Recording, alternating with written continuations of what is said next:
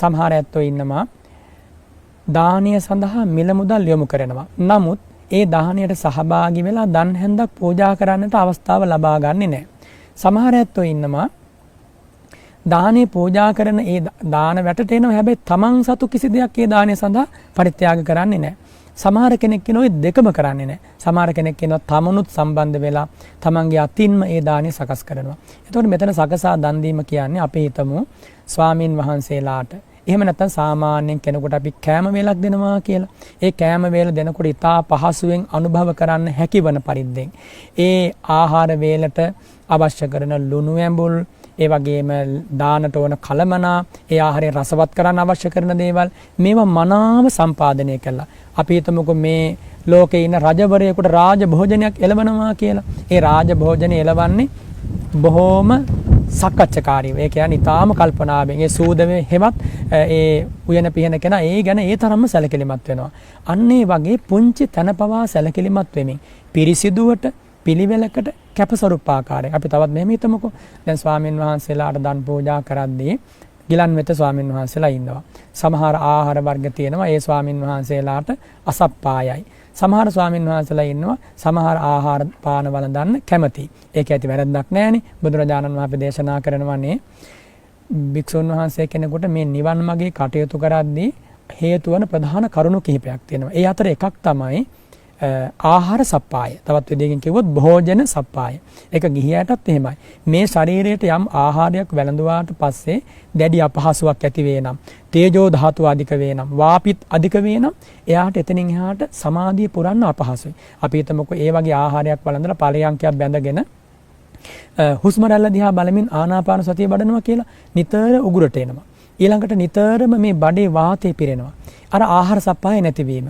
එතකොට ගිහියැත්තෝ ස්වාමින් වහන්සේලාට අවශ්‍ය කරන ආකාරයෙන් ඊතා නුවණින් සලකලා මොන වගේ ආහාරයක්ද ගැලපෙන්නේ, මොන වගේ භෝජනයක්ද මේ ස්වාමින් වහන්සේලාට හොඳ විදිහට හිතන්නට ඕනේ. ආන්නේ හිතීම තමයි ඔය ඔතන සක්කච්ඡාකාරී වීම කියන එකේ ආරම්භය. එහෙම හිතලා ස්වාමින් වහන්සේලාට ඒ දානේ පූජා කරද්දී සමහර දාන තියෙනවා, ඒ සමහර ආහාර වර්ග තියෙනවා. ඒ ආහාර වර්ග සකසා දුන්නේ නැත්නම් අනුභව කරන්න බෑ. අපි හිතමුකෝ ස්වාමීන් වහන්සේලාට පළතුරු ටිකක් පූජා කරනවා. එතකොට ගිහියැත්තෝ මේ පළතුරු ටික පූජා කරද්දී ගෙඩි පිටින්ම පූජා කරන අවස්ථාවක් තියෙනවා. එහෙම ඒක නරකයි කියන එක නෙමෙයි කියන්නේ. හැබැයි ඒ ගෙඩි පූජා කරන්නට කලින් ඒ ගෙඩි දැන් උපසම්පදා ස්වාමීන් වහන්සේ කෙනෙකු ගත්තොතින් ඇට සහිත පැලවෙන වර්ගයේ බීජ සහිත ඒවා හපලා කඩලා වළඳන්න බෑ. උන්වහන්සේ හැම කරපු ගමන් ශික්ෂාපදයක් කැඩෙනවා. භූතගාම පාතව්‍යතාය පාචිත්‍යයන් කියලා සිකපදයක් තියෙනවා. ඒ සිකපදය කැඩෙනවා. අපි හිතමුකෝ මිදි ගෙඩියක් පූජා කළා. ඒ මිදි ගෙඩියේ තියෙන ඇටය පොළවේ දැම්මොත් පැලවෙනවා නම්, පැලවෙන මට්ටමේ තියෙනවා නම් ඒක දැන දත් වලින් හැපුවොත් එහෙම ශික්ෂාපදේ කැඩෙනවා. එතකොට ඇට ගානට කැඩෙනවා ශික්ෂාපදේ. අපි හිතමුකෝ මිදි ගෙඩි 10ක් 15ක් වළඳනකොට ඇට තියෙනවා කියලා 20ක් 30ක්. ඒ 20 30 අවස්ථා 20 30ක හැපෙනවා නම් අවස්ථා 20ක් 30ක ඒ ශික්ෂාපදේ කැඩෙනවා. එතකොට අර සක්කච්ඡාකාරී වෙන කෙනා ඒ මිදි ගෙඩිය ඇට අයින් කරලා පොත්ත අයින් කරලා පූජා කරනවා. අපි හිතමු අබ ගෙඩියක් පූජා කරනවා කියලා. මම අර උපමාවකින් කියලා දුන්නේ. එතකොට අනිත් ආහාර පූජා කරද්දිත් එහෙමයි. දැන් අපි හිතමුකෝ ස්වාමින් වහන්සේලාට පාත්‍රයේ දානේ වළඳනකොට දැන් සමහර දන් පූජා කරන ඇත්තෝ පළතුරු වර්ග හැම එකක්ම භාජනවල දාලා භාජන අල්ලමින් යනවා. එතකොට ස්වාමීන් වහන්සේලා බොහෝ සෙයින් ගන්නෙ නැහැ. ඒ ස්වාමීන් වහන්සේට ගැළපෙන විදිහට භාජනයක තියලා ඒ අදාළ කොටස විතරක් පූජා කරොත් බාර ගන්නවා. අන්නේ විදිහට දානේ පූජා කරන මිනිස්සු ওই සක්කච්ඡාකාරී වීම කියන එක ගැන සැලකිලිමත් වෙන්නට ඕන. ඒ කියන්නේ කැපසරුප් විදිහට සුදුසු වේලාව බලලා ඕනම මොහොතකදී ස්වාමීන් වහන්සේ කෙනෙකුට පහසුවෙන් කාලයේදී බලඳන්න පුළුවන් විදිහට පූජා කිරීම තමයි මෙතන සක්කච්ඡාකාරී වීම කියලා කියන්නේ. එතන තවදුරටත් තේරුම් ගන්නට ඕන. දැන් දානේ බෙදෙන වෙලාවේ ආසන පනවනකොට ඊළඟට දානේ වළඳන ස්වාමින් වහන්සේලාට අසුන් පනවද්දී සමහර කෙනෙක් බිම අසුන් පනවනවා. Tamanට තියෙන පහසුකම් එපමණ නම් අපිට කිසි ප්‍රශ්නයක් නැහැ, සංඝයාට කිසි ප්‍රශ්නයක් නැහැ. ගහක් යට වුණත් ප්‍රශ්නයක් නැහැ, අතුපැලේ වුණත් ප්‍රශ්නයක් නැහැ. හැබැයි ස්වාමින් වහන්සේලා ගෙදරකට වගේ වඩම්ම ගත්තොත් පනවන්නට ඕනි ඒ ගෙදර තියෙන වටිනාම ආසන. දැන් නිග්‍රෝධ මහා ස්වාමින් වහන්සේට දානේ වළඳන්න රජමාලිගාවේ වාඩි වෙන්න කිව්වම නැග්ගේ කොහෙටද? සිංහාසනයට නැග්ගේ. කාගේ සිංහාසනයටද? ධර්මාශෝක රජතුමාගේ සිංහාසනයට.